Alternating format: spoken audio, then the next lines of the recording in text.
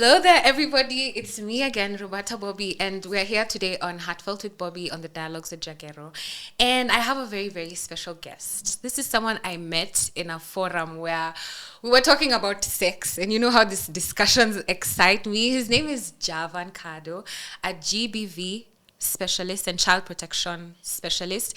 He's going to tell us a bit more about what he does and how he started out. But today's discussion is going to definitely revolve around sex. I want us to talk about assault, violence, everything around that, so that we can know how to navigate better and how to protect ourselves, if that's even a thing. Mm-hmm. Javan is going to teach us more about that, and especially the protection of kids. That's something he's very passionate about.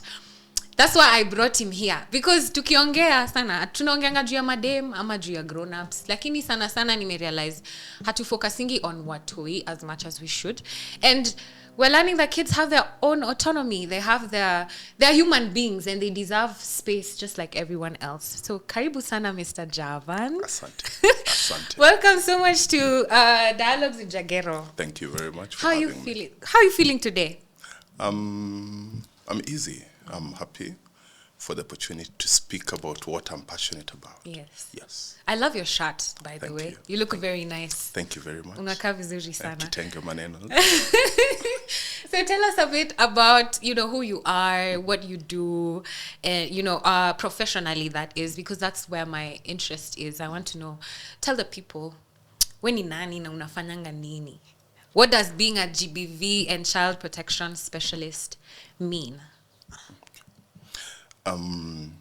Kado Javan is the name, and I am an emergency and crisis management specialist. Initially, I started with disaster preparedness and management and rapid onset disasters with pre-hospital care, the ambulance side of things, where I would call it hot medicine. Dealing with patients when immediately after injury, stabilizing them and getting them to the hospital, what paramedics and EMTs do. And it was in that space that I happened to come across a few challenges that I didn't know how to deal with. So we needed more information, or rather I needed more information to know more about how I could serve my patients. So I went back to school, studied medicine, and I became a clinical officer. Specialized in emergency medicine. That's my area of preference. So when ni daktari? Mimi ni daktari. Oh, Mr. Doctor. Ndio kazi. But specializing in a niche area, I prefer dealing with emergency medicine. There are people who prefer dealing with other things. But it was in line with that I happened to encounter a case that I didn't know how to deal with. It was a rape survivor, and I think all the medicine I was taught got to a certain point, and it sort of did not prepare me for the patient that I was seeing. And I referred them to MSF. They have a facility in Mathare. And I think it was from that point that I sort of realized there is a gap in my knowledge, and it was a very crucial gap. So I sort of started dealing with that, got into managing GBV, dealing with rape survivors initially. I thought that was the extent of GBV. So I had a chance to work with MSF, and I would say a privilege to work with MSF, because the facility they have is primarily a crisis response center. They deal with rape survivors, and the numbers they see are mind-boggling. The numbers increase over the weekends. They increase during school holidays and during festivities. And working there, I sort of had a first-hand experience in the problem that is sexual violence. I got to know about it, and I thought, excuse me, I was the sharp tip of the spear, as it were, dealing with patients on a regular basis, and on some shifts would actually see up to 10 patients in a 24-hour period. These are rape survivors. The numbers... Survivors meaning there's people who don't survive rape? Or just meaning these are the numbers that come in? These are the numbers that come in. We call them survivors because they've gone through so much, and as they are, we don't call them victims. A victim means you don't have the power and everything else, but a survivor is someone who has overcome something that they've gone through. So we'd see about 10 or so survivors, some shifts, 24-hour period, and I thought we were doing a lot. We were doing a lot, but it was a very small niche. And past beyond MSF, I happened to start working with the county, and initially on a consulting basis. But I realized that when I was at MSF, I was almost like, my vision was similar to a frog at the bottom of a well. I thought I was doing a lot, but only to realize that GBV is crazy. People don't know about it. People don't talk about it. People hide behind closed doors, and the numbers are crazy. So what is GBV? I've heard of intimate partner violence and gender-based violence and domestic violence. Yeah. So easy big words una throw MSF, sijui engine, sijui what emergency, what. Sasa tuambie sisi layman, mimi mtu kwa ground. Easy meanings ni nini? Tuanzie na hizo GBV, intimate partner violence, that domestic violence. What's the difference? What does it MSF unajua lakini. Niambie MSF. Ni Oh, wapi? MSF is an international humanitarian organization. Medicine Sans Frontiers, Doctors Without Borders, Madaktari Bila Mipaka, and the work they do is beautiful. Yes. And the service they give, where I was, it's a free service. Everything is absolutely free, so the survivor was not being charged. GBV. Gender-based violence is violence that is meted on someone based on their gender specifically. And when we talk about the nuances of GBV, we have different forms of GBV. When people talk, they think about sexual violence, which is just one type. We have the forced sex, we have the rape, we have the trafficking for prostitution. All these fall under sexual violence. And we can even talk about harassment, what people usually don't talk about. It's a harsh thing. Tell us about harassment. How is it violence? And what is it even? Before we move to the other types of violence. Hey, maswali ni mingi. Lakini ni sawa. Haina maneno. Yeah. Now, when you talk about harassment, someone is made to feel uncomfortable, unwanted advances, and it could also be you're coerced into doing something that you do not want to do, and you feel uncomfortable. So long as someone is making an advance, making some kind of move on you, and it is not welcome, and it is sexual in nature, it could be touching, it could be some form of contact, it could be even a sexist joke. These things are not supposed to be acceptable. But society is, boys will be boys. There are things that society tends to say, hiyo ni kawaida. There's nothing kawaida. Because so long as you're making someone uncomfortable, then it is not right. Yes. So how do you know you're uncomfortable? Because sometimes I could be in a situation where, you know, I see it happen to everyone. Kila saa tukiingia kwa matatu, kuna baba anakuanga amekaa hapo, anaikanga hivi jacket, ananzanga. Ni normal, si ina happeningi kwa mat. So, kama saa ingine inanifanyanga nisikie poa, ndajuaje ni wrong ama ni uncomfortable? Unataka huyo mbabas? Okay, nimemeet saizi kwa matatu, na sijui home uncle unishika hivo, cousins unishika hivo, so difference ni gani? Even when talking about uncle cousins, hapo sasa kuna shida tofauti. But if it is not welcome, then we talk about harassment. It could be in public places, it could be in a matatu, it could even be standing in line waiting for a bus or something like that. It could be at work.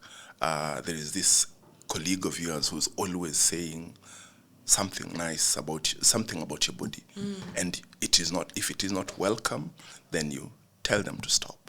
And if you tell them to stop and they do not stop, then you need to take action. But the challenge is, in most places, it is glossed over. People don't talk about it. People don't even want to hear about it. Even reporting it, very few times, there's always an excuse that can be given. Ilikuwa ni kawaida, ye ufanya hivyo kawaida, ye ufanya hivyo maybe to others, but to you, you need to speak out.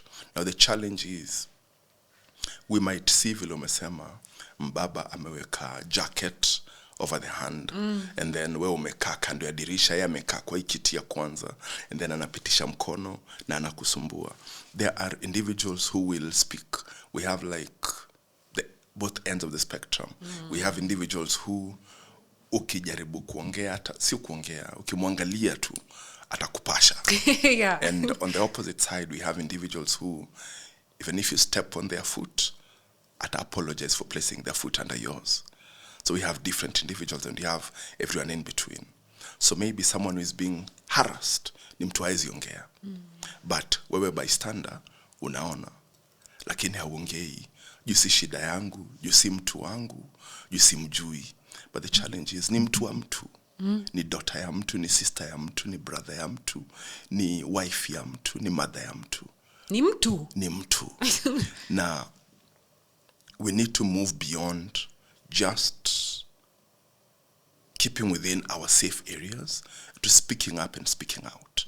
Because it might be someone who is not confident enough to be able to speak up for themselves. So they need us to also speak up.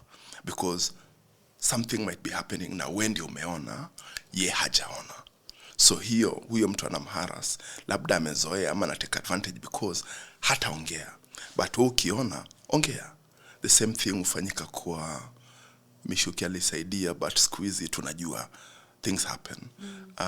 If you're on a train, if you're in a packed vehicle sometimes, there are vehicles that people still stand very early in the morning, very late in the evening. Na umekaa kwa kiti, and the people who are standing and javing, una notice there's a dude that amedecide kusimama nyuma ya lady, na anajisugua, anajinice.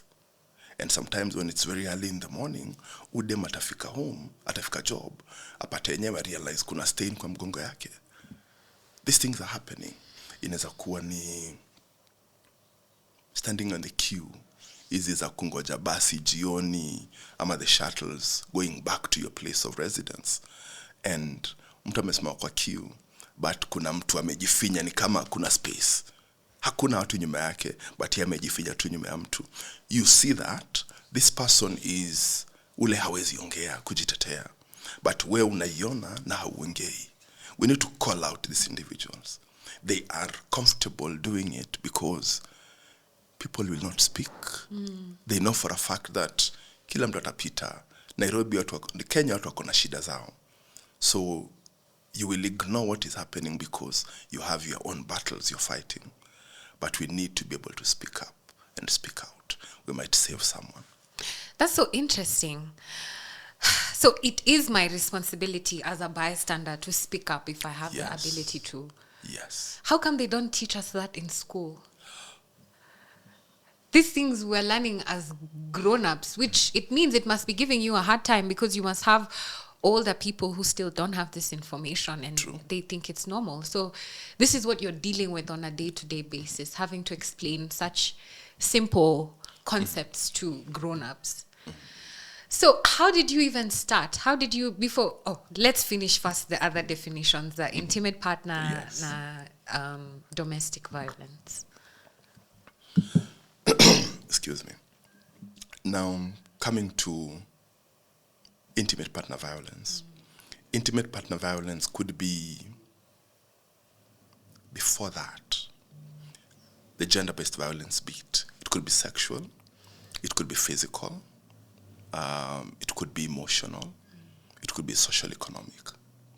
It could even be in the form of harmful cultural practices like FGM, honor killings and such. Now, when you talk about the intimate partner violence specifically, it means violence of whatever nature. It could be emotional, it could be social economic, it could be the sexual bit, it could be physical. And it is meted on you by someone you're intimate with or have been intimate with. Could be a present or a past boyfriend or girlfriend. It could be a present or an ex-spouse. So that means intimate partner violence. But when you talk about domestic violence is a bigger umbrella covering occurrences that are happening, violence that is happening within the domestic setting. It extends actually to the intimate partners, beyond that, to the children, even to the grandparents and such, because we have elder abuse. Yes, we have violence against children. Okay. So if it is in the domestic setting, we talk about domestic violence.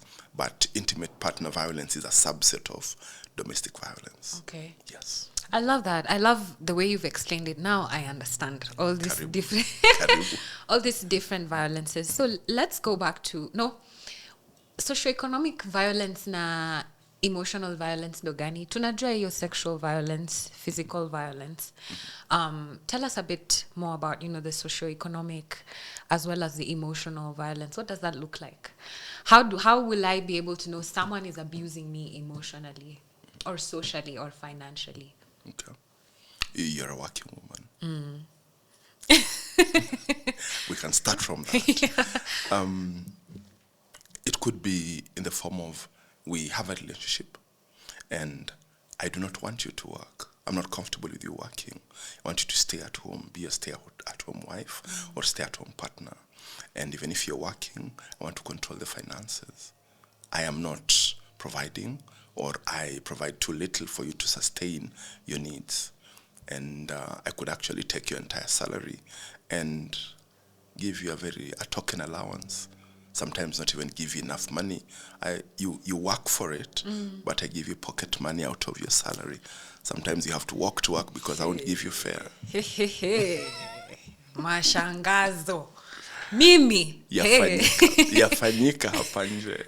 It's happening. Yes. Do you think it's an indoctrination of some sort? Because to someone, I feel like if you explained to them, they would feel like this is what we're supposed to do as a wife, as a husband. This is what I'm supposed to do. Kwanza, is it happening to men? Are men being abused?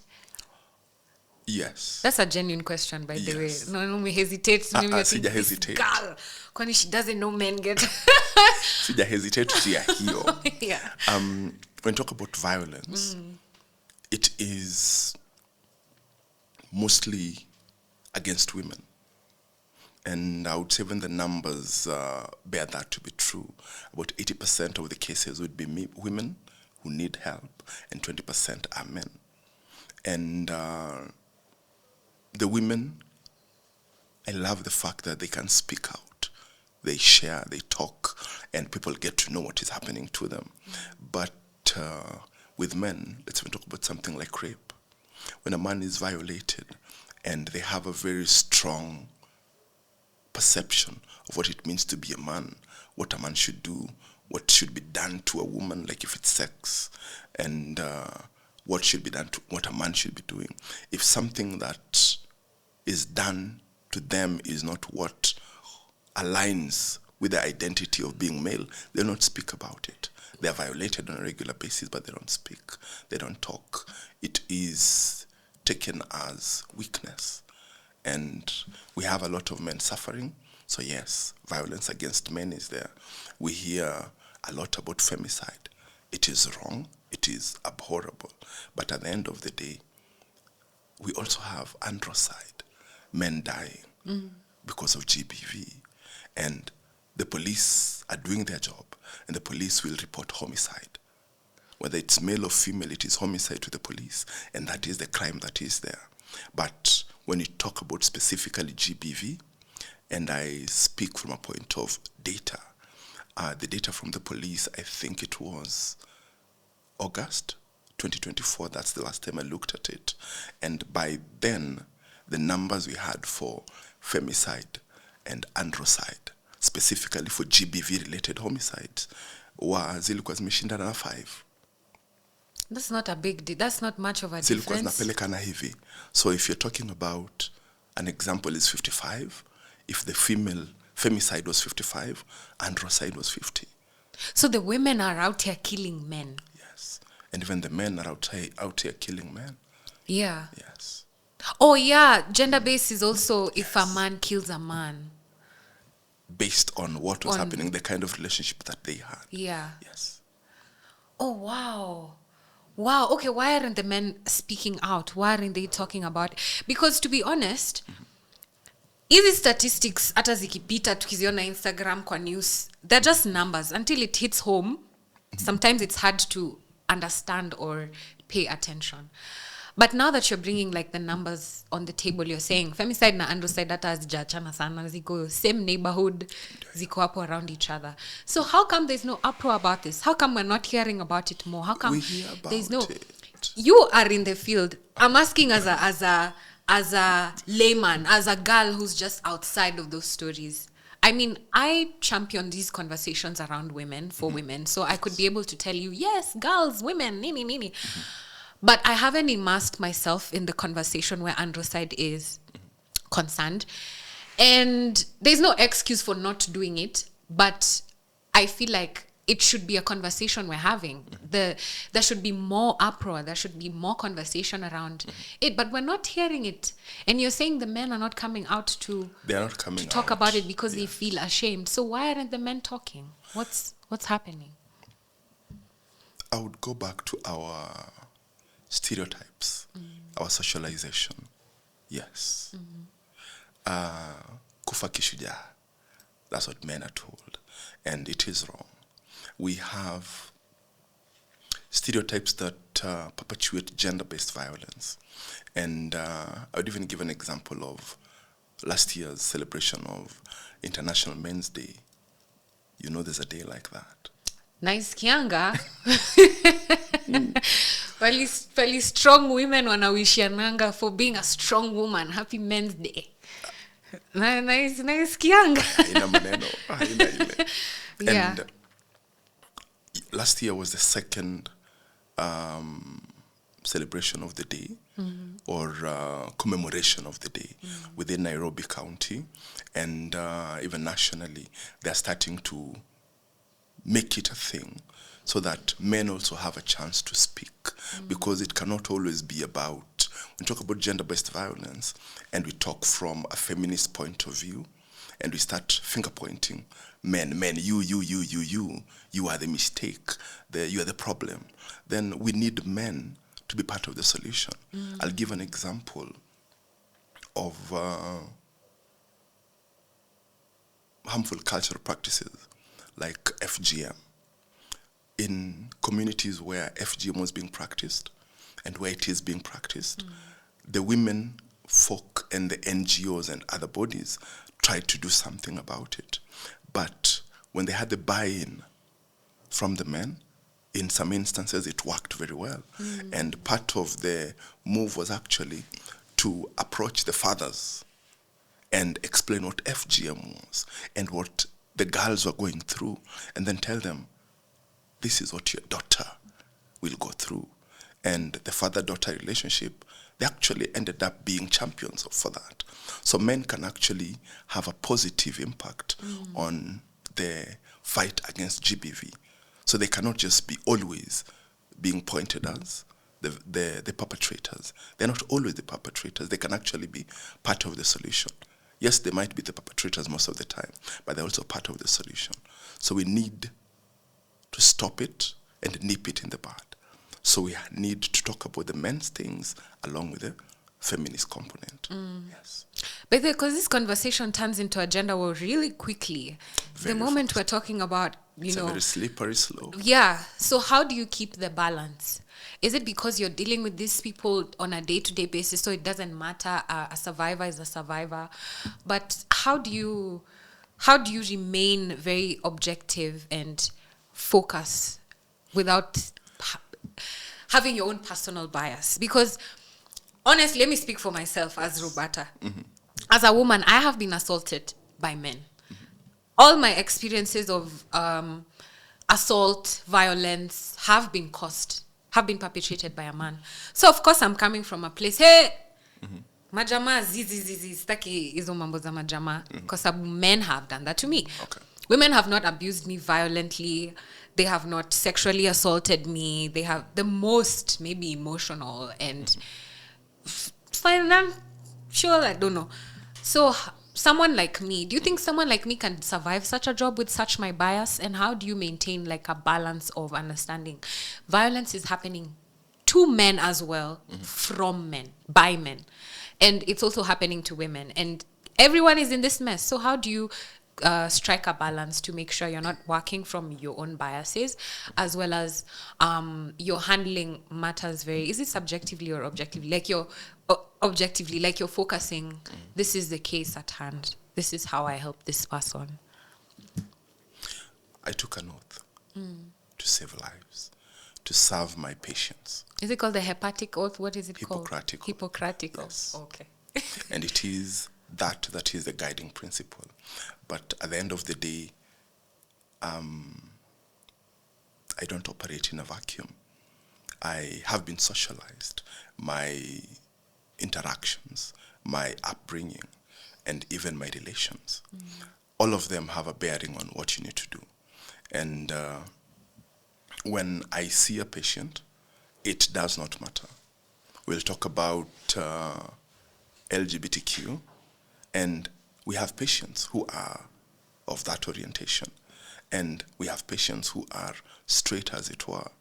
But at the end of the day, when they come to me, I do not care about your orientation. I do not care about your gender. I don't care about your sex. I will deal with you as a survivor who needs care at that point. And that's the most important thing there is. It's not about having distinctions, because they all bleed red blood. They all feel pain. They all need help. And if they need help, I will provide the help. So I find it very simple, because a patient is a patient. Whether they're female or male, violence should not be meted on them. Violence is not acceptable. We should get to a point where we have no space for violence. I will speak up when a man is being violated. I will speak up the same when a woman is being violated. I will speak up when a child is being violated. I will speak up when an adult is being violated.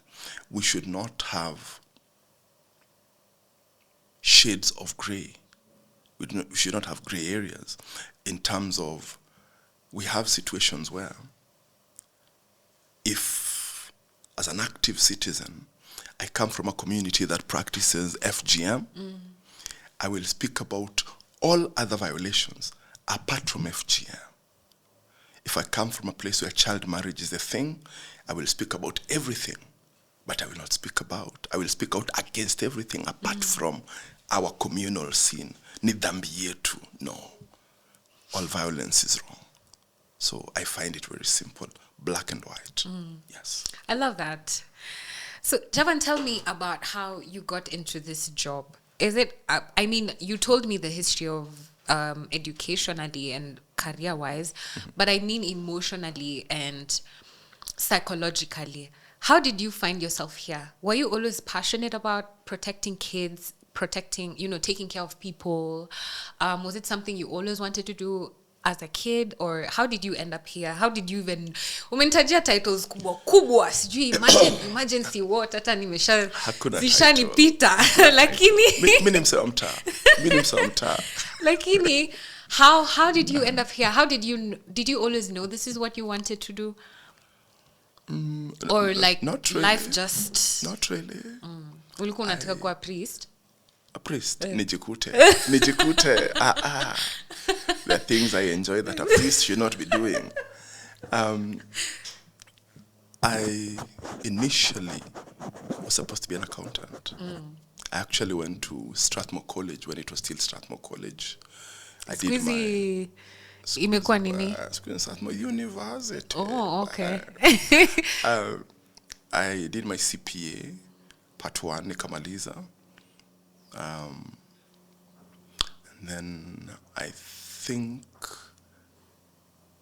All right, people of the internet, I hope that you are enjoying this episode so far. I broke the episode just to tell you something that is very, very interesting. In 2024, a lot of people were saying that I am broke, Jagero.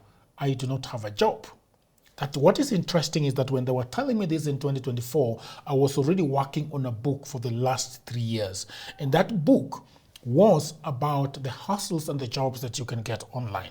Now, what you need to know about me, Jagero, is that I have always traveling. I'm always doing this crazy, nice stuff, but I've never been employed since I left college. And I'm not saying that because I hate employment. I didn't get employment, but I have always worked. I've always earned money. I have worked for Americans, I've worked for Europeans, I've worked for Kenyan, I've worked for anybody literally on the face of the earth. And these are jobs that I've always gotten online, on LinkedIn, on other ways. So I've been very busy. In 2024, I wrote a book called The Digital Goldmine, 18 side hustles that you can take advantage of online. And a lot of people bought that book. Almost sometimes even 500 people in a month buying that book.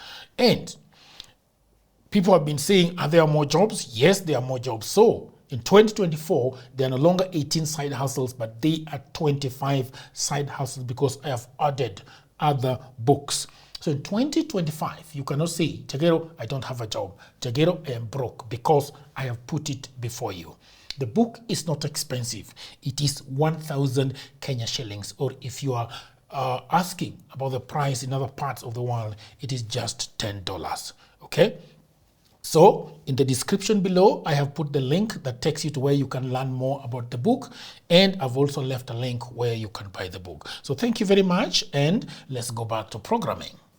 I happened to walk into St. John Ambulance. And I had a friend. We grew up together. He was a volunteer with St. John Ambulance. And I think that is how I got into emergency medicine. When I got in there and realized, I can actually learn how to save lives. And I think that sort of got me totally away from what I was thinking initially. And I started getting into emergency medicine. And the lack of knowledge, I would work in the ambulance. We were trained as the first batch of EMTs in Kenya, post the bomb blast. Pre-bomb blast, our emergency services were not the best. And we had matatus that had beds and a bit of water inside. And we would transport patients, basically scoop and run, pick them from the accident scene, do very basic first aid, and rush them to Kenyatta National Hospital or whichever other hospital. And that was the most that people did. But post-bomb blast, people talk about the negative things that happened at that time. But I talk about the silver lining. Because the silver lining in the bomb blast was that our emergency services came of age. We had the first batch trained of EMTs, pre-hospital, medical care specialists. There has always been a gap between you getting injured on site, qua ground, and you getting to hospital. Our hospitals are good, but between the injury and the hospital, out of hospital care was bad. But right now it is actually good. It is improving. It's not the best. We still have a long way to go, but we are miles from where we were. So post-bomb blast, we had the training for EMTs, emergency medical technicians. I was part of the initial team. We got trained as trainers of that. We practiced, and I realized knowledge gap. Knowledge gap. So I went back to school, studied to learn more about medicine so that I could be able to. I also became a trainer somewhere in the middle there. And I always had a challenge when I was doing trainings. I was being asked questions that I knew the answers, but I didn't know the underlying reasons why some of these things were happening. Okay. So I went back to school, not even to practice medicine, but to upgrade my knowledge so that I would be able to answer my students and give them a more well-rounded bit of information. So got into medicine, but my predisposition has always been emergency side. And when I met my first survivor, it actually was a wake-up call, because I realized there is no other emergency that is like rape. It falls within emergency medicine, and it is a very specific area. the clinical management of rape was the initial bit, and I realized that we were trained, but it was not enough, because there's the element of just taking the patient's history. There's also the element of doing the full examination, and we also might need to do genital examination. We might need to collect forensic evidence, because just like you would remember your first love, you might not be with him still, or her still, I don't know. But they left a mark on you. Every contact leaves a trace. So whether it is saliva on the victim's body, whether it is hair somewhere, whether it is when we are doing the genital examination or even checking the hair, we might have grass strands, we might have soil. In Kenya, we do all that forensic stuff? Yes. The government chemist is damn good at what they do. Oh, wow. Yes. Nilidhani hizo ni vitu tunaonanga tu CSI. Huku Kenya hatujafika bado. bado. Local CSI. Yeah. Wako. And they do that because the patient, we usually have crime scenes in police speak. But when you talk about GBV and sexual violence specifically, the survivor is a walking crime scene.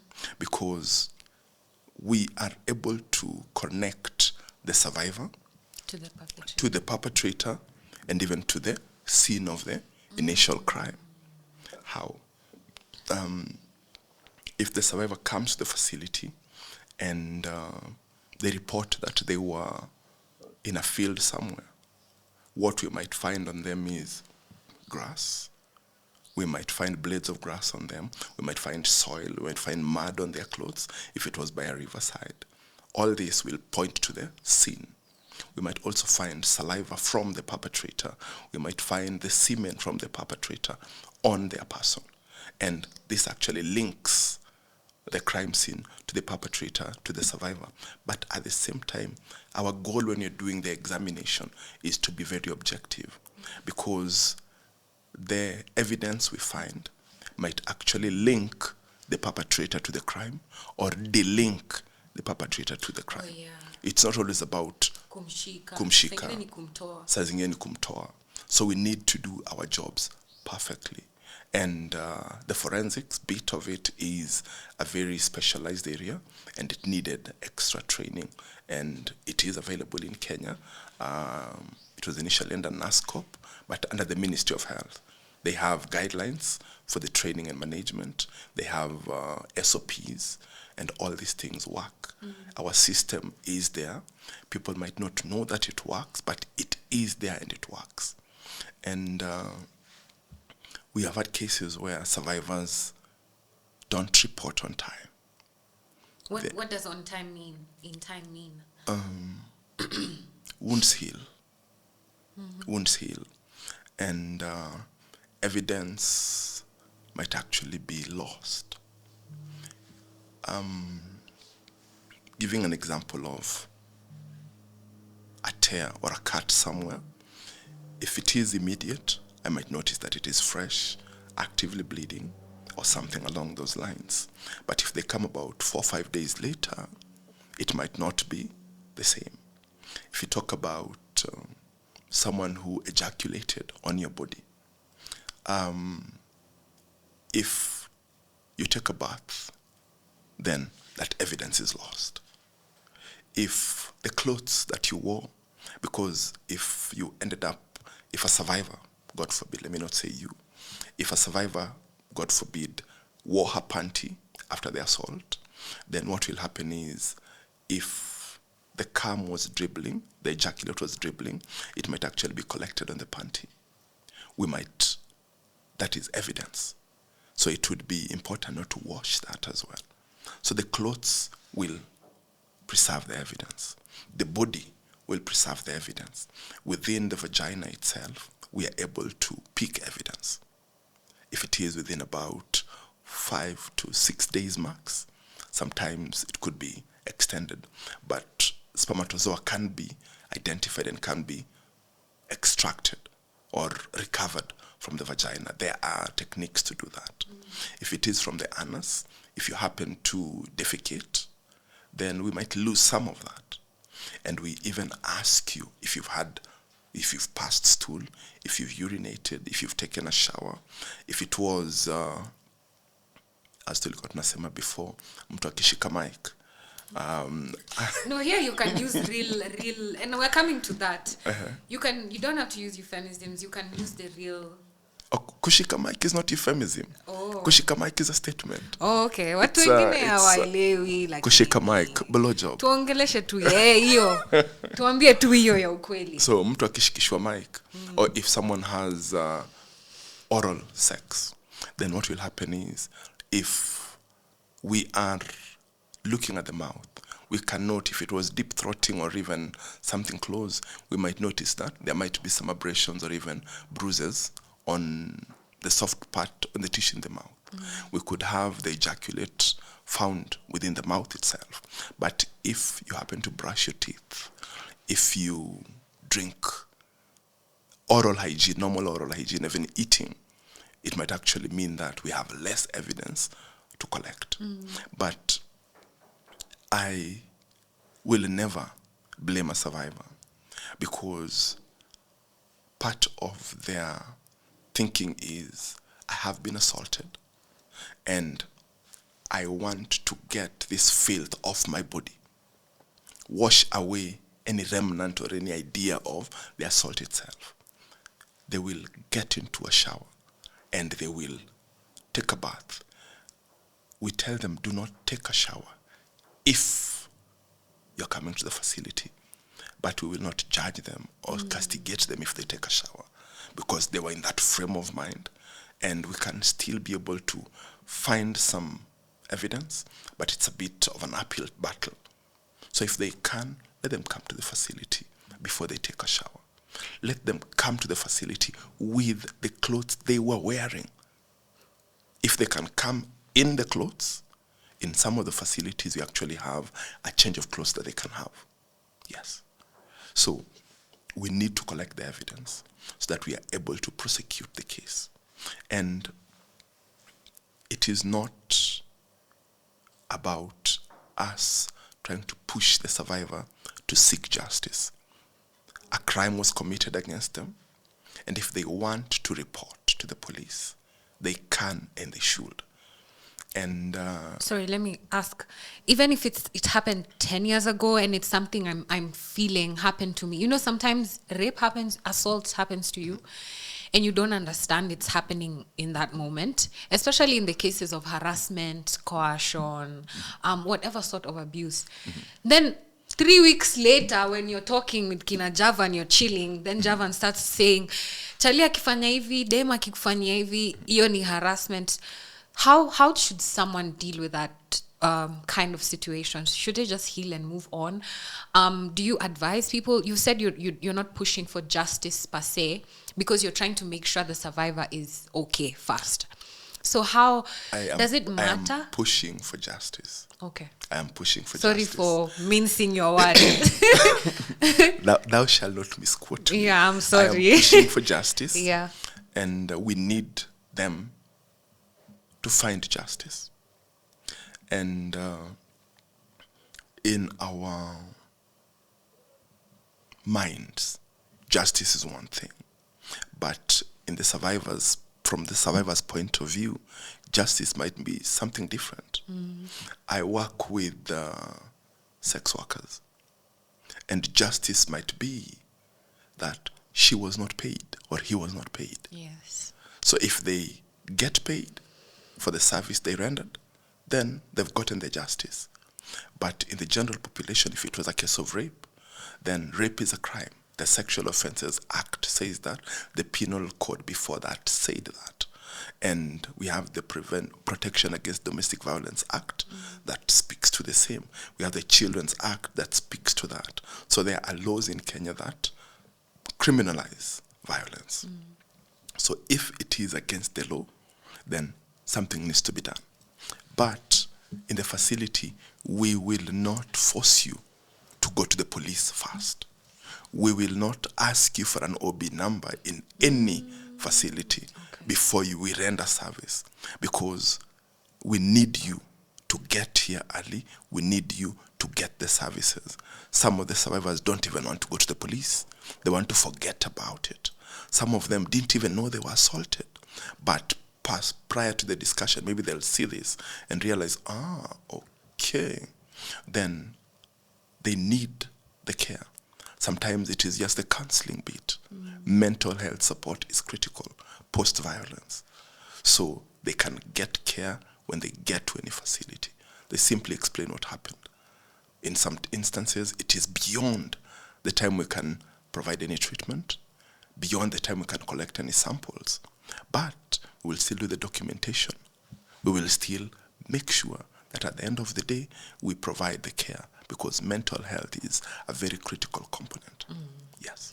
You know, Javan, just listening to you has made me very emotional. I don't know if you can see it in my face. There's moments I'm fighting tears because this hits home. Like it's personal at some point. So right before we started recording, I was eavesdropping on a phone call you received, and it was a very graphic phone call.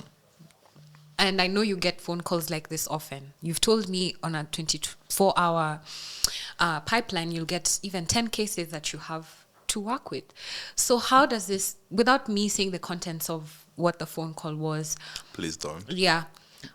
Maybe you could give another different example, or, you know, something similar, something you're not dealing with currently. But on a personal level, Javan, how do you deal with this emotionally and psychologically yourself? Do you have also somewhere you go for therapy? Because seeing children, women, men bleeding, dying because of violence that has been bestowed upon them by another human being, that's very difficult, especially kids. Like, how do you wake up every day and, you know, still show up despite it being very difficult?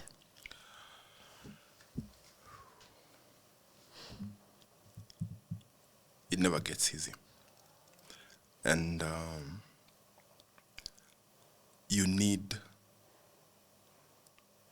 I actually have someone I see on a regular basis, and that actually helps.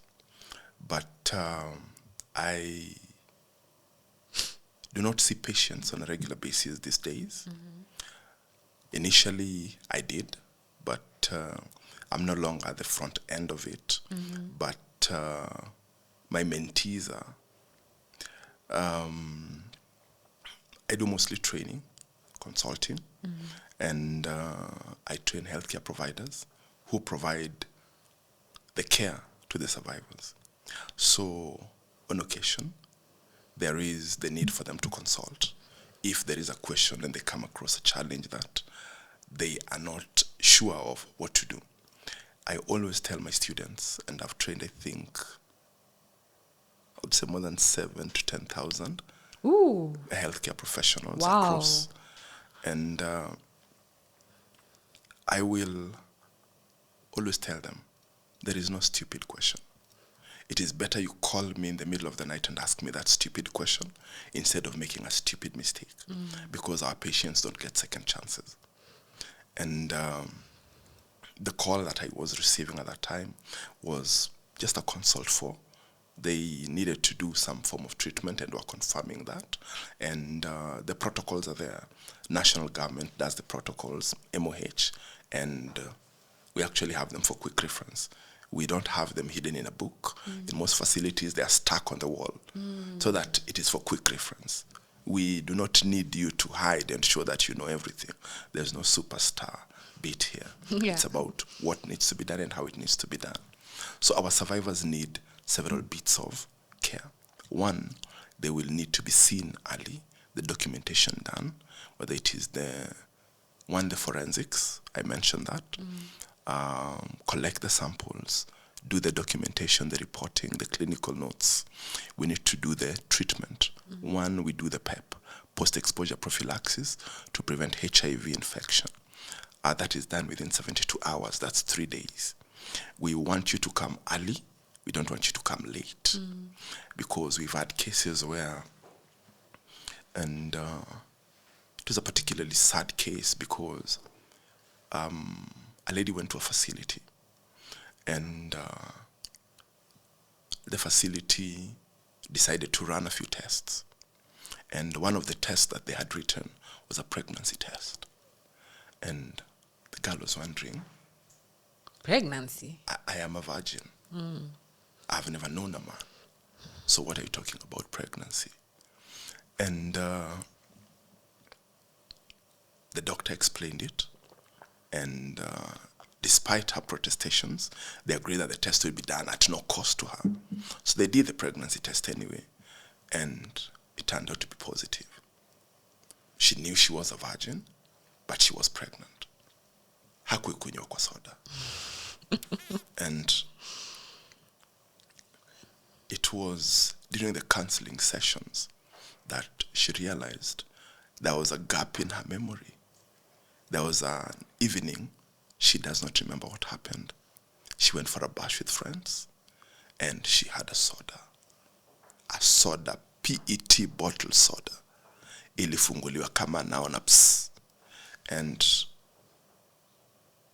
she doesn't remember much about the night.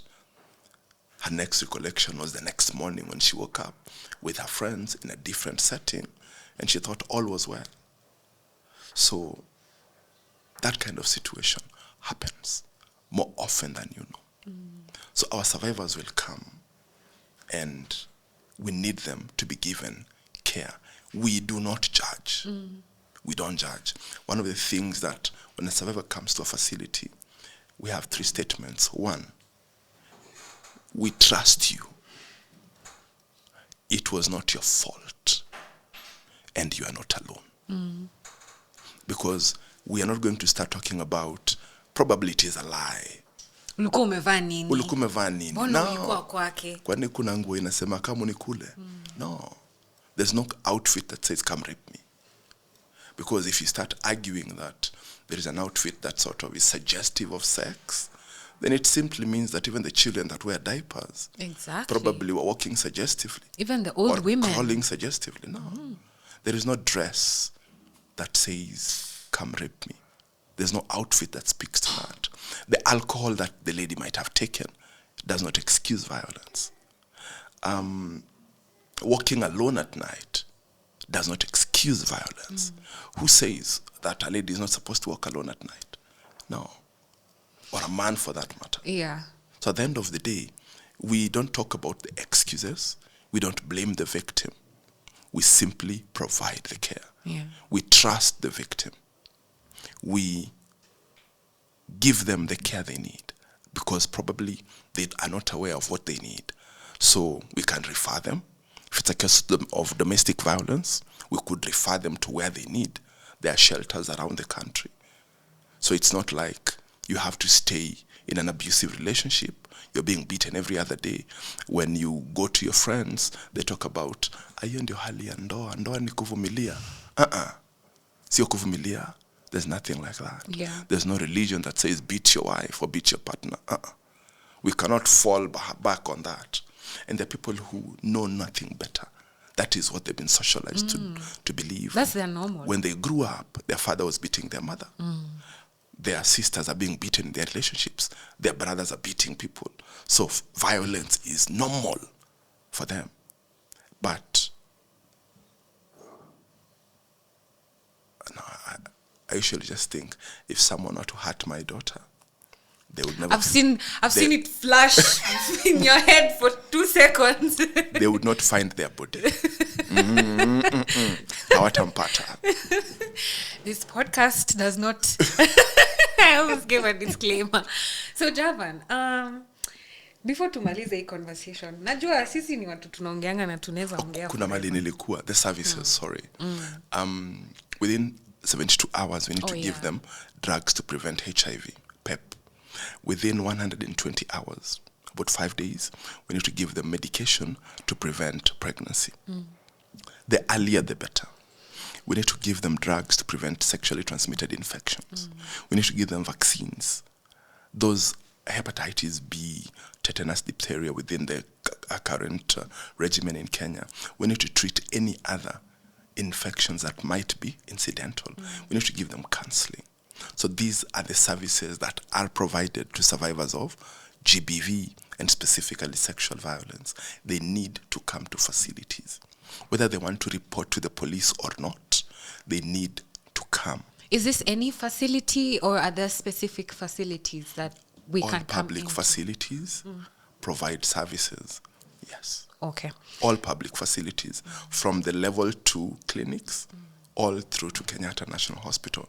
And private facilities also do the same because the doctors are trained in those facilities. Yeah. They provide the care and they can actually collect the evidentiary material. And you simply get to the facility. I know that out here, PEP is sold for more than 3,000, 5,000. It's free in government facilities. It is provided, not free, someone is paying for it somewhere, but it's provided normally at no cost to the survivor of violence. Okay. So let them get to the facility, get there within less than 3 days. Yes. Javan, you're such an amazing speaker. Thank you. The first time I got to listen to you speak was at a youth group setting. Yes. Ilikuwa mayouth kiasi wamepatana, ukainvitiwa ukuje upeane talk. And I loved the way you were able to, talk without, not, do I say fear? Let me use holding back. Without holding back, there's a cadence to you. There's a way you have with language when it comes to speaking to different audiences. And you were invited again to the same setting, but now a bigger audience in the church.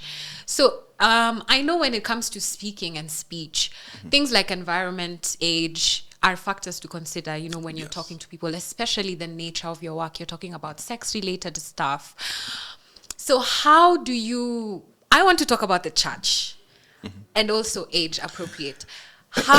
When is the right time to have conversations surrounding sex in general, and then of course now the consequences of sex, say violence, all these things to me discuss leo, rape, whatever, gender-based partner, intimate partner, assault. How do you know how to talk to who and where?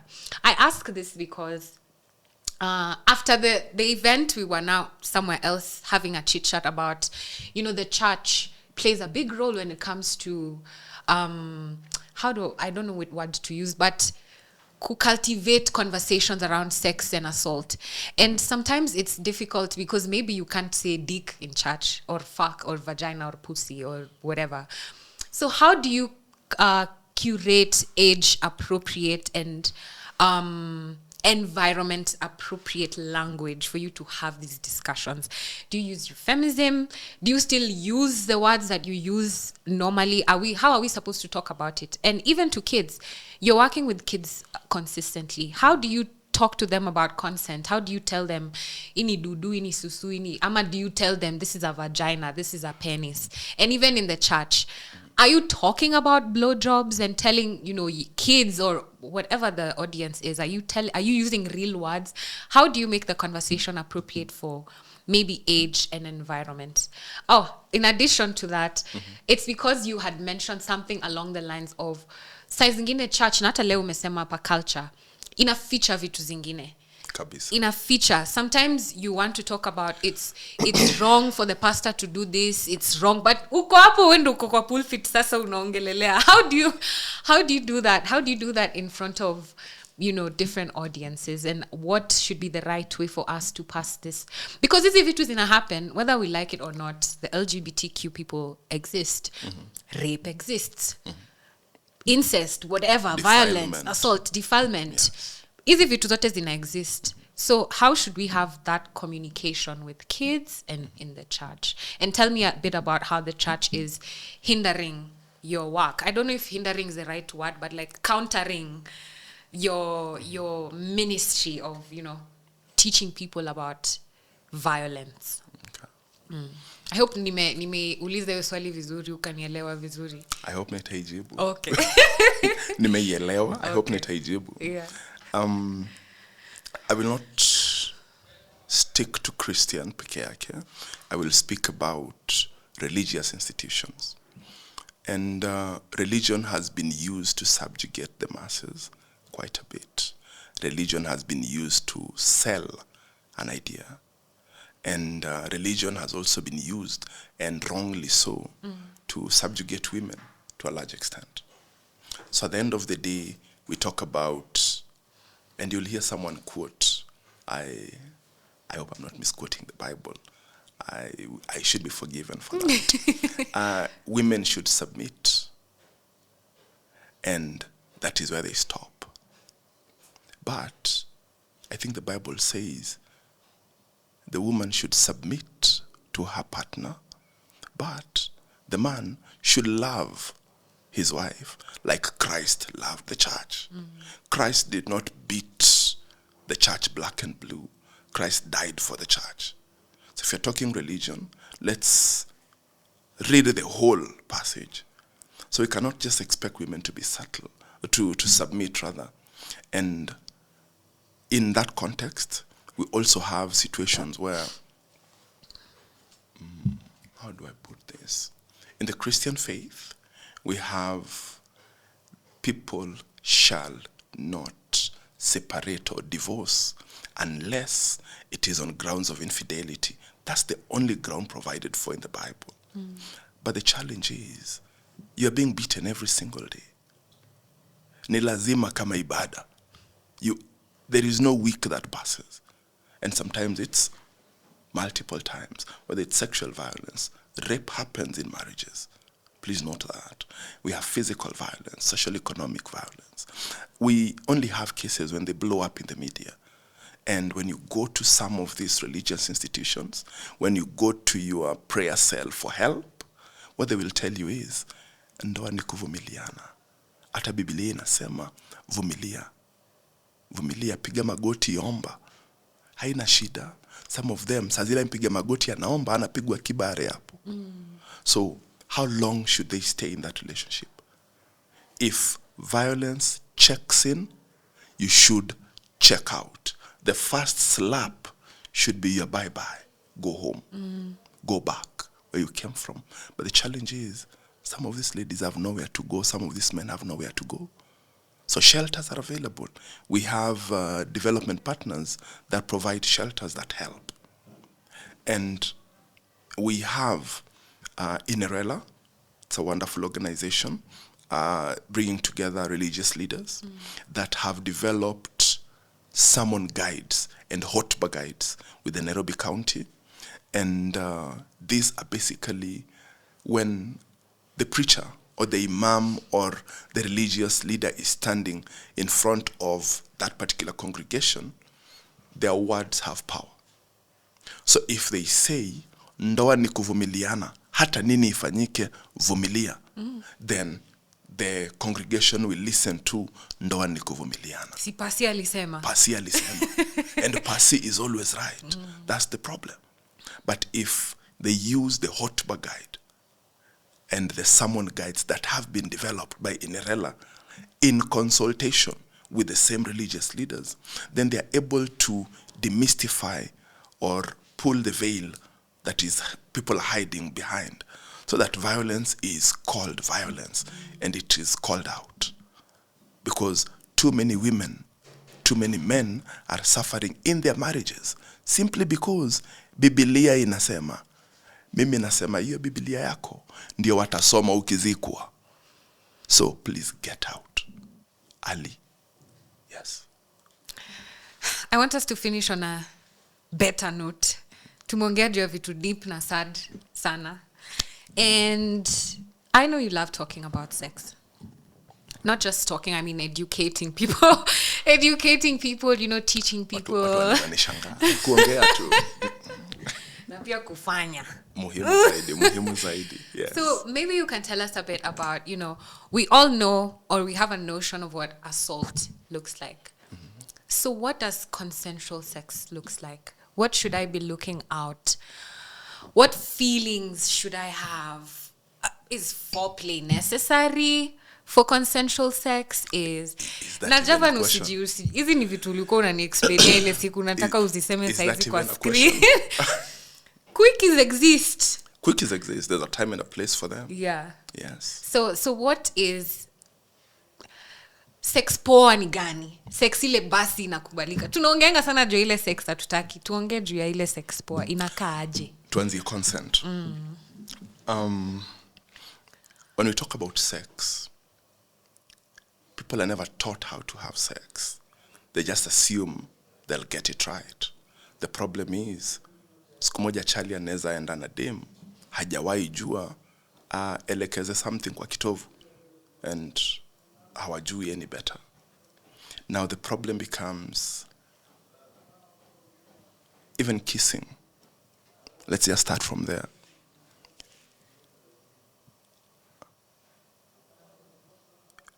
Women, are you thinking about kissing? I'm thinking of how to talk about it and how to bring it out. When you're making out with your partner, does he ever request to kiss you? He should ask. He should ask. And people hata kama say, tuna hang out daily na tunakisiananga, you need to give consent. You need to give your permission. Consent is a beautiful thing. You need to give permission voluntarily. You must say yes. It needs to be affirmative. It must be voluntary. You cannot be asleep. You cannot be high. Haiwezi kuwa likumarinate so that ukuwe na inhibitions ishuke ndio useme yes. Haiwezi kuwa umekuwa coerced. Haiwezi kuwa na kugaslight into doing something. Haiwezi kuwa anajaribu kukuforce. Anatumia mind games so that useme yes. No is no. No is a complete sentence. So consent must actually be one, affirmative. Consent must be voluntary, and consent must be continuous. So you can consent. Unaweza kuwa uko Kisumu Dala and niko Kanairo. Nikutumie nini? Airfare. Come Kanairo. Luo men. Sawa. Ujalu itatumaliza. You come to Kanairo. The fact that umekuja na ni Easter Thursday. Please note, Easter Thursday ndo mingia. And we even spoke. Enyewe, I need to smash. Nataka kula hizi vitu. Nawe pia useme yes. Na kujenga. Hii ni yako. When you get to Nairobi and you change your mind. Hakuna story. You can change your mind. Consent must be continuous. And that is the element people don't realize. You might have been in the mood when tulianza kukatiana, when tulianza kumake out. But by the time we are getting to the activity itself, you don't feel like it anymore. We might have started, but after the first thrust, you say, no. We might have had it yesterday. It does not mean you want it today morning. Yes, morning glory utaki. Ilikuwa jana usiku peke yake.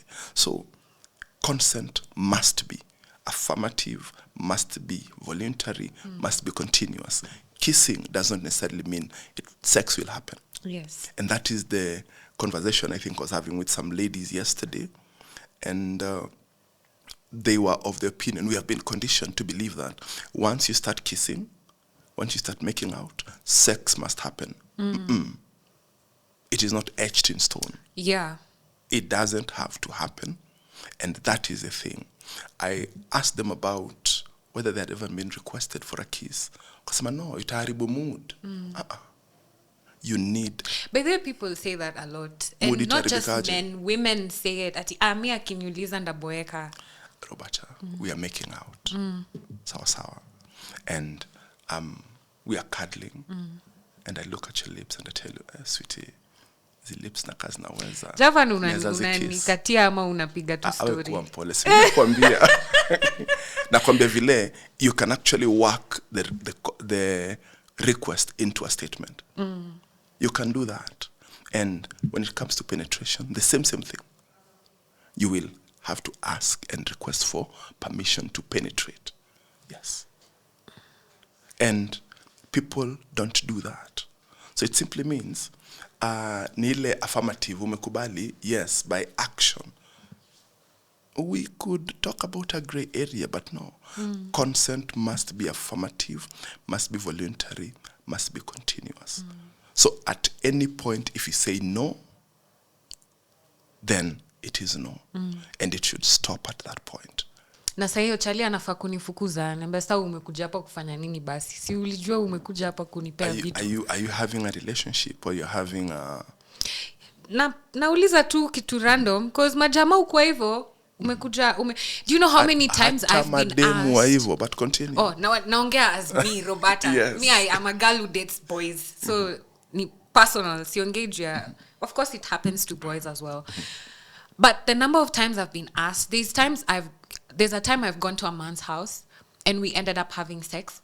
And then I left like wondering, did I really want that? Like that's not why I went there, but it's happened. But how do I start even talking about it like I didn't want to? Then I start feeling bad because ni mimi nilijipeleka. Alituma tu fare na nikaenda.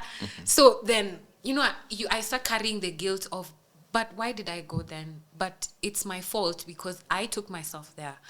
I went there and I didn't stop him. Sometimes you say no, but it's not in a no and you rush out and you run away. It's no,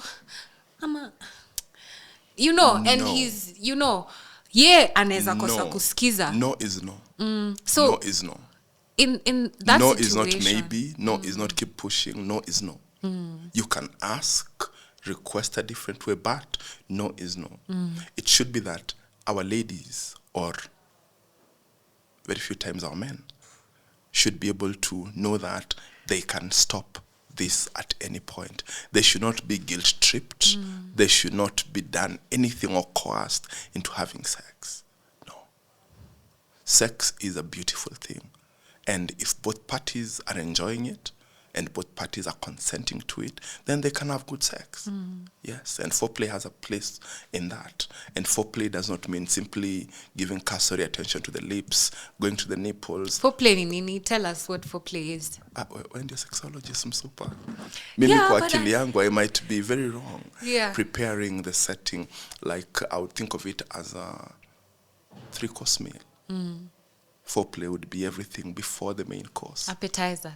Yes, but at the same time, foreplay can be the main course in itself. It should not be that we are rushing through it because we have a target at the end of it. It should be that it is a whole thing by itself. The kissing, the making out, the holding, the speaking. We should talk to each other, and we don't talk during sex. We are products of unprotected sex, but you don't talk about it. The hypocrisy is mind-boggling. Tutakatiana, mali tuko hapa hivi, tunaweza have coffee, looking at each other and talking, sweet nothings and every single thing. But when people are having sex, what do? They get into a room, they turn off the lights. Wanaingia chini ya bedi. Chini ya blanketi, curtains walifunga, alafu wanafunga mpaka macho. And then they have it and they're very quiet. Very quiet. Ile tunapiga kelele kitanda ikigonga ukuta. That is not sex. Yeah. That is basically hiding. We should not be embarrassed about it. I speak to my clients and sometimes I need to talk to my patients and I ask them, even the vagina that you're penetrating, did you have a look at it? Because sometimes it might tell you about the injuries or the trauma or the infections that are there. The penis that is entering you. Have you looked Lazima at it? tukaguane pia. Kaguaneni. That is why you need light. All this kind of light, important.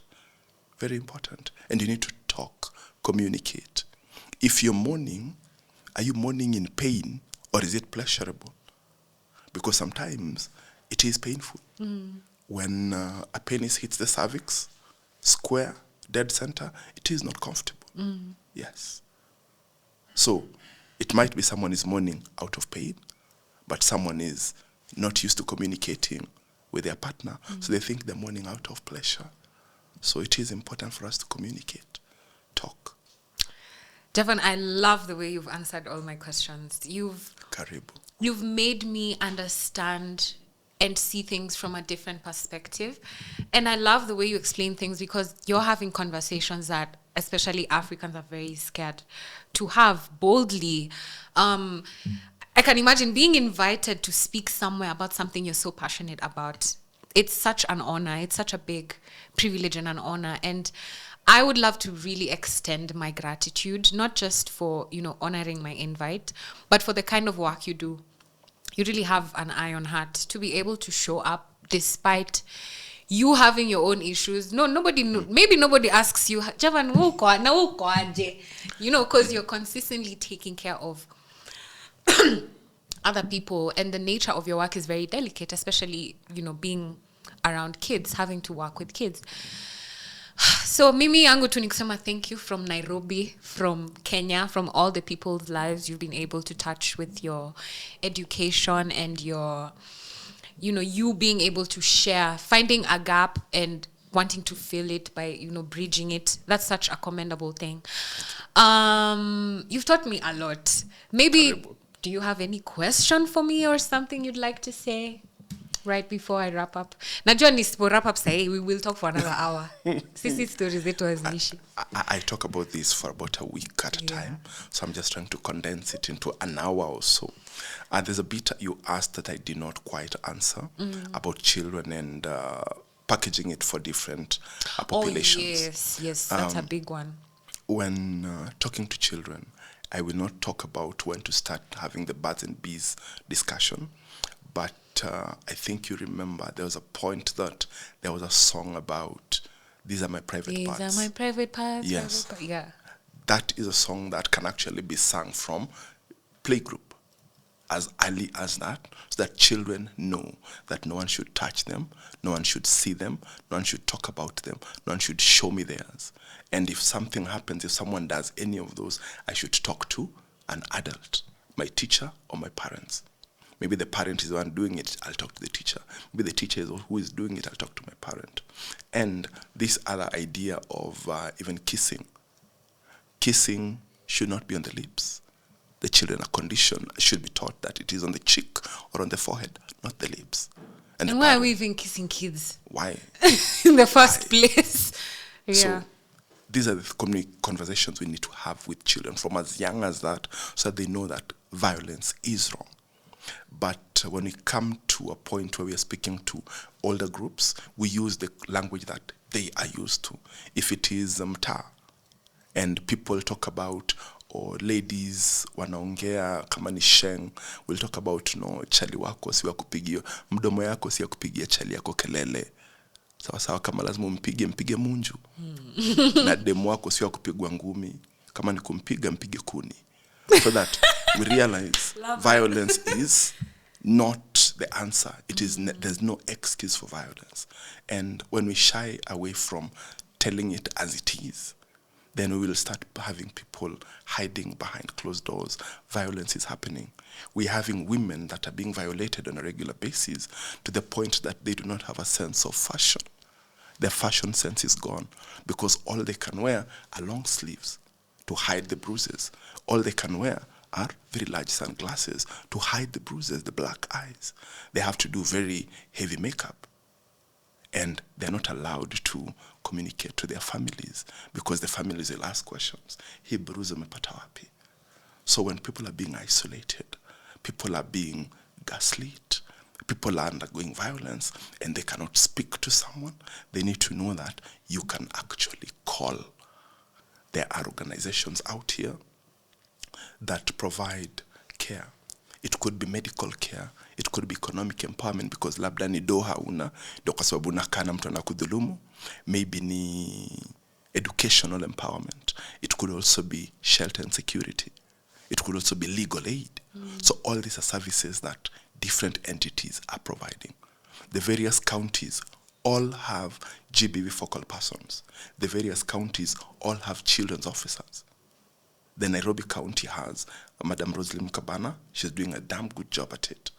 And you can contact the county and they will definitely refer you appropriately. Go to any facility. Every public facility has a referral directory that points to the services that the service providers available. So the services are there. It's just that our survivors do not know that maybe they're undergoing violence. So we need a lot more training on what violence is. The media houses, I'm happy that during International Women's Day or the lead up to that, there was quite some noise about it. And I was very happy. During the 16 days of activism against GBV, there was also some attention to it. Every time there is a case of femicide, it is highlighted. And we need to have 365 days of action, not just specific pockets of days when we have a highlight on GBV, so that GBV is a front and center discussion. Let us know that GBV, all violence is wrong. If one person is undergoing violence, then all of us could undergo violence. Yes. The data in Nairobi is shocking. We saw 24,000 people last year, survivors of GBV. 18,000 of them were sexual GBV. 18,000. If you divide that, it is about 50, almost 49.50 per day. It is 2 per hour. That's too many. 2 per hour. That's too many. Every single hour, someone is violated sexually. And we know for a fact that the numbers we see in the facilities are about a third of the cases, or if not a quarter of the cases. So if we saw 18, almost 20,000, then that means close to 60,000 or even 80,000 have been violated and are hiding. So the cases are there. We simply need people to speak up. Sio ati unasikia jirani ana scream na wewe unakaa kwa nyumba yako umetulia. No, call the police about it. So that unaona mtoi ametolewa ushago akuje kuwa mboch at 16 years old or 15. Makosa yake ni nini? Her parents died. So kazi yake ni kuwa mboch for the rest of her life. Call out that. Tell the children's officer, kuwa huyo jirani msoro. It starts with us. It starts with you. Javan, as we finish, say something to the boys. Say something to the men who are in situations where they're being... I say boys because the women are speaking. The women are coming out and saying, this is what is happening to me. The men are still hiding. They're scared. They're afraid of being shunned because, you know, we know men are the perpetrators. So, wewe unakuja hapa kama mwanaume aje kusema hizi vitu. Say something to the men to, you know, encourage them, or what would you like to just say to them if they're undergoing abuse in their relationships, in their situations? 3 things. We believe you. It is not your fault. You are not alone. When you have been assaulted, if it is care that you need, it is available in every public facility. We have medical social workers, we have counselors. So if you need someone to talk to, step into any public facility. They are there. Simply ask for the medical social worker. They will help you from that point. They are available in every public facility. That is a given. I'm speaking about Nairobi County. Excuse me. You are not alone. And the services, you might not know what services are available, but once you show up at the facility, that's it. You will be guided as appropriate. Yes. So they need to speak out. And because of the stigma associated with it, we ensure that all the care we give, compassion is key. Our healthcare providers are competent. And the most important thing that they will protect is confidentiality. You will walk in, you will be seen privately, and everything that you say will be held in the strictest of confidence, so that you will start your journey towards healing with no one else knowing what you've been through until you're ready to probably open up if you feel that is what you want to do. Yeah, so help is available. I think my biggest takeaway from this conversation is that watu competent wako na Kenya tuko na hizi services. Ziko. So usiogope, enda report, ask for help. Na sisi audience, it is our responsibility to speak up. When you see someone, venye Javan amesema, harassment in the matatus, in the office, in the house, neighbor wenu ako 10 years old, 12 years old, na yendo mbochuko. All these things we're seeing, the reason they are happening is because we are quiet. Yes. So let's stop being quiet. I've really, truly enjoyed this conversation, not as an enjoyment or fun, but because it has really, truly opened my eyes to different perspectives. Thank you so much for joining me today, Javan. Thank you for having me. If you have any questions for Javan, please remember to leave them in the comments. Any questions for him? I will be sharing maybe resources for how to, in the description box, how to get the help that you need. Maybe if you need to speak with Javan, we will also share his information if he allows us. But other than that, thank you so much for joining me for a whole hour. I don't know if we repeat 1 hour, but thank you so much for joining me for this conversation. I've truly learned a lot, and I hope you have. And guys, please don't forget, on the 16th of April, we're holding the Dreams by DWJ event at iHub Jahazi building. Iko tu hapa James Gishuru. Please come. The tickets are 2,500. Come, talk to us, mingle with us, enjoy with us. Kutakuwa na cocktails, kutakuwa na fun, mingling. Let's just meet, talk. Most of the guests from this podcast will be there as well. If you'd like to see Javan there, you tell us, mapema, so we can force him to come. But other than that, thank you guys so much. I love you so much. Thank you. I appreciate all your feedback. Until next time. Toodles.